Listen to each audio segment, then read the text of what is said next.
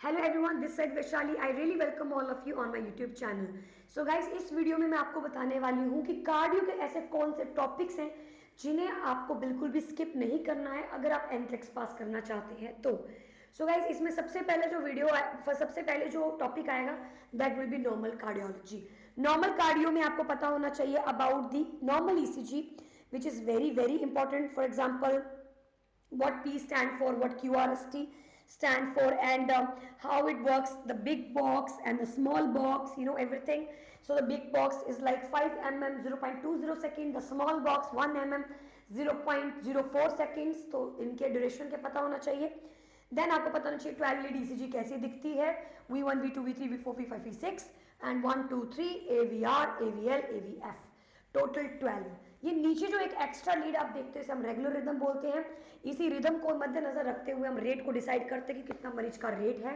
अगर ये rhythm regular है, अगर इसका जो लेंथ है it's equal in full 6 second strip, full 30 boxes में अगर ये बराबर है, this is your regular rhythm. कुछ भी नहीं करना है आपको, 300 से इन दो आर वेव के बीच में जितने भी डब्बे हैं उसको डिवाइड कर देना है। For example, they are total 4 boxes, so 300 divided by 4, the answer will be 75, but only in case of regular rhythm.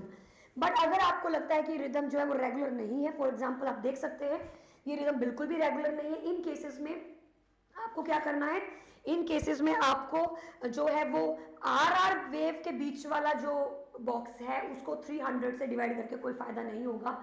You have to count full 30 boxes and it should be 6 second strip. There should be 30 boxes and then calculate all the R waves.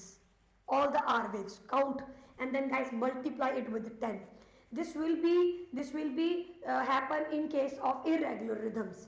उसके बाद आपको पता होना चाहिए normal P wave का length कितना होता है and you should and guys, इसके अलावा आपको जो टॉपिक्स है वो मैं वर्बली बता देती हूँ।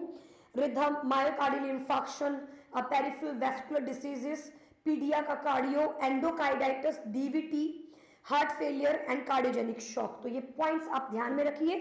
सो cardiology, rhythm abnormalities, myocardial infarction, PVD and pedia cardio, endocarditis, DVT, heart failure, endocarditis मैंने ऑलरेडी मेंशन कर दिया, cardiogenic shock and coronary artery diseases.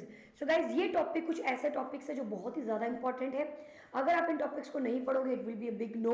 So you have to cover all these topics, then after the question answers of these topics, and then after at the last you need to go for application, any free of cost application, solve the MCQs related to your cardio.